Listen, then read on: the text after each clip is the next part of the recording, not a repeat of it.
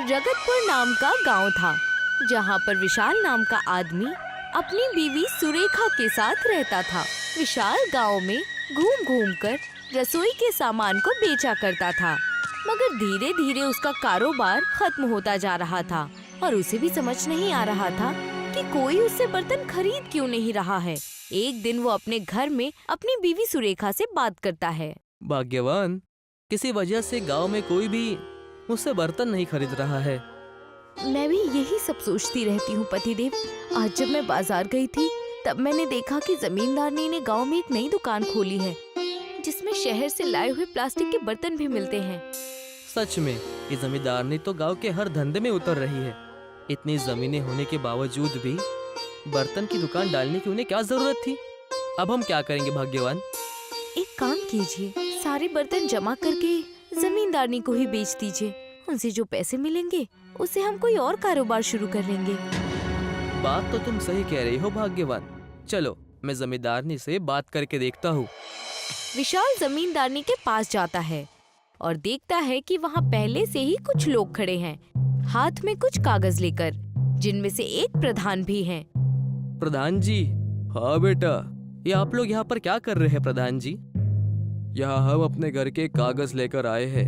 जमींदारनी कुछ नया लेकर आई है गांव में।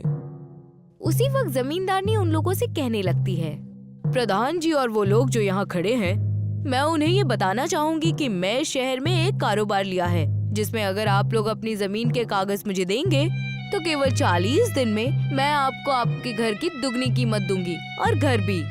आप जैसे कि देख सकते हैं, खुद प्रधान जी भी मुझ पर यकीन करके अपनी जमीन के कागज मुझे सौंप रहे हैं। तो मेरी ये दरख्वास्त है कि आप लोग भी मुझ पर यकीन कीजिए और अपने घर के कागज देकर दुगनी कीमत पाएं। प्रधान अपने घर के कागज सबके सामने जमींदारनी के हाथ में सौंप देता है और लोगों से कहता है, मैं तुम्हारा प्रधान हूँ, मुझे जमींदारनी पर पूरा भरोसा है। ये देखो, मैं अपने जमीन के कागजात जमींदारनी को दे रहा हूँ। प्रधान को ऐसा करता देख पूरा गांव भी जमींदारनी को अपने अपने घर के कागज देने लगते हैं। विशाल अपने घर जाकर अपनी बीवी को भी सब बताता है, जिसे सुनकर उसकी बीवी उससे कहती है, अगर ऐसा है हम तो बड़ी ही जल्दी माला माल हो जाएंगे। हाँ बिल्कुल, जाओ घर के कागज ले आओ, मैं जाकर जमींदारनी को दे आता हूँ। हाँ, अभी लाई। सुरेखा जमीन के कागज विशाल को दे देती है। विशाल जमींदारनी के पास जाकर अपने घर के कागज को सौंप देता है। सिर्फ विशाल ही नहीं, गांव के सभी लोग अपने घर के कागज लाकर जमींदारनी को दे देते हैं। असल में ये सिर्फ जमींदारनी की चाल थी, उनसे उनका घर छीनने का, और इसमें खुद प्रधान भी मिले हुए थे।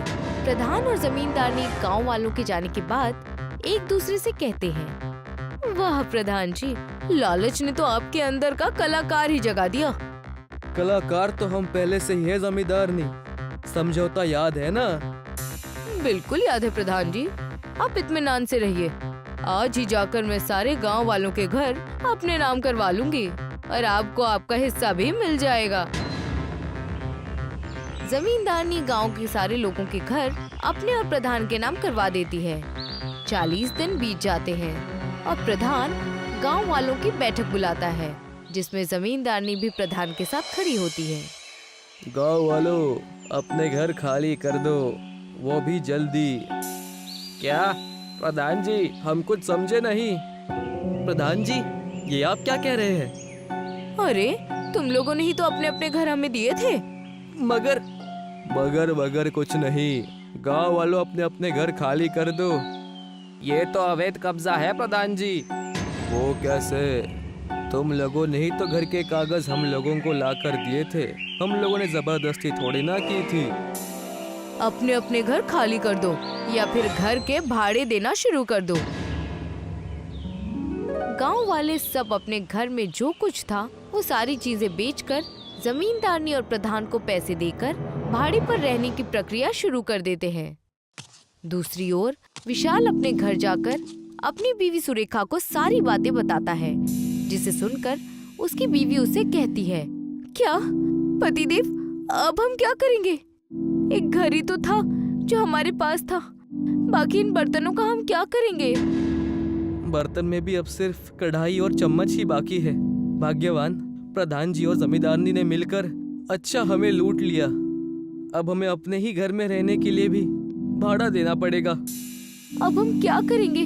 हमारे पास तो अब खाने पीने के लिए भी पैसे नहीं हैं और हमारे जैसे गांव में कई लोग हैं जिनके कारोबार जमींदारनी बंद करवा चुकी है।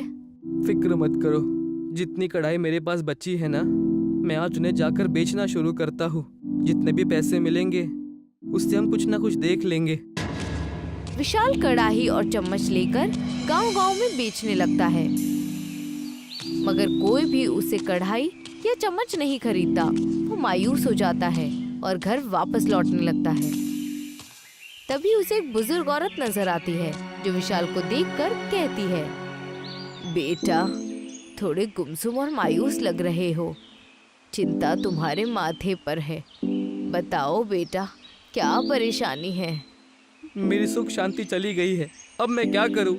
विशाल उस बुजुर्ग औरत को सारी बातें बताता है और वो बुजुर्ग औरत विशाल को अपने झोले में से एक कपड़ा निकाल कर देती है और कहती है, ये लो बेटा, ये लाल कपड़ा पकड़ो। इस कपड़े का अपना एक वजूद है। इसे अच्छे काम के लिए इस्तेमाल करना और गांव वालों की मदद करना। इसे जब तुम अपनी कढ़ाई पर रखोगे और निकालोगे तो ये तुम्हें कढ़ाई पर घर बना कर देगा। जी माताजी, आपका बहुत बहुत शुक्रिया। विशाल कढ़ाई और बुजुर्ग औरत का दिया हुआ लाल कपड़ा वापस घर ले आता है और अपनी बीवी को सब बताता है। अगर उस औरत की बात सच है तो हमें एक बार ये करके देखना चाहिए। तुम सही कह रही हो। विशाल और सुरेखा कढ़ाई लेकर घर के बाहर आते हैं। विशाल वो लाल कपड़ा कढ़ाई के ऊपर रखता है और वो लाल कपड़ा चमकने लगता है। जैसे ही विशाल लाल कपड़ा हटाता है, वैसे ही जादू से वहाँ कढ़ाई के अंदर घर आ जाता है। अरे वाह, ये तो सच में काम कर रहा है। ये तो सच में कढ़ाई में घर आ गया। भाग्यवान, अब हम पूरे कस्बे की मदद कर सकते हैं। हाँ, सही कहा। अब हमें अपने घर का किराया भरने की जरूरत नहीं पड़ेगी। हम इस कढ़ाई के घर में रहेंगे। विशाल गांव वालों को बुलाता है और ये सारी बातें उन्हें बताता है। अगर ऐसा है तो हमारे भी मदद कर दो। हमारे भी घर कढ़ाई पर बनवा दो। बिल्कुल, अब हमें उन दो लालची जमींदारनी और प्रधान की बातें सुनने की कोई जरूरत नहीं है। विशाल गांव वालों के लिए भी अपनी कढ़ाई लाकर उन पर उस लाल कपड़े से घर बनाकर देने लगता है। धीरे धीरे सब कढ़ाई के घर में रहने लगते हैं। जमींदारनी दूसरी तरफ प्रधान के घर में आती है और उनसे कहती है, प्रधान जी, गांव की बैठक बुलाइए, क्योंकि उनमें से कोई भी मुझे घर पर रहने का किराया नहीं दे रहा है। नहीं मिलेगा किराया। क्यों नहीं देंगे किराया वो लोग?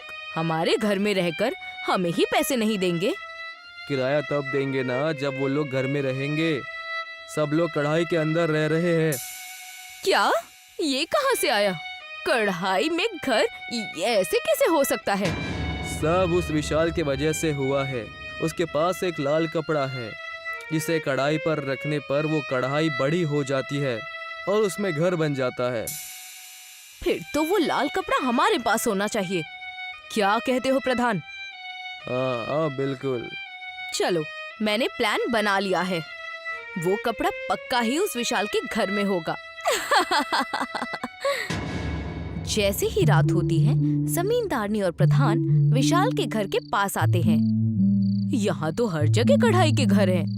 यहाँ पर सब लोग ऐसे ही जी रहे हैं जमींदारनी। तुम्हें पता तो है ना कि विशाल का घर कहाँ है? हाँ जमींदारनी, यही जो सामने कढ़ाई का घर है, उसमें ही है विशाल का घर। जमींदारनी और प्रधान विशाल के घर में घुस जाते हैं। घुसते ही वो देखते हैं कि विशाल और सुरेखा सो रहे हैं और दूसरी टेबल पर वो लाल कपड़ा पड़ा हुआ था। जमींदारनी उस कपड़े को उठा लेती है और प्रधान के साथ वहाँ से निकल जाती है। वो दोनों जमींदारनी के बर्तन के दुकान में जाने लगते हैं। बर्तन की दुकान के सामने आते ही जमींदारनी प्रधान से कहती है, यही वो लाल कपड़ा है जिससे विशाल कढ़ाई में घर बनाता होगा। हाँ, यही है जमींदारनी। चलो अपनी दुकान से हम इसका इस्तेमाल करके देखते हैं। फिर इस कढ़ाई घर को शहर में बेचकर खूब पैसे कमाएंगे हम लोग।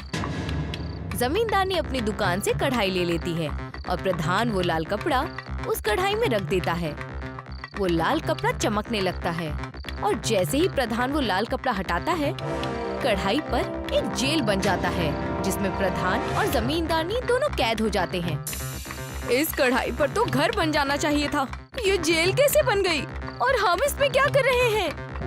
लगता है हम बुरी तरह से फंस गए हैं जमींदारनी। सुबह सारे गांव वाले जमींदारनी और प्रधान को कढ़ाई जेल में पाते हैं। विशाल भी वहीं आ जाता है और उनसे कहता है, और प्रधान जी और जमींदारनी, आप लोगों को लगा कि चोरी करके कढ़ाई घर बना लोगे। विशाल, हमें माफ कर दो।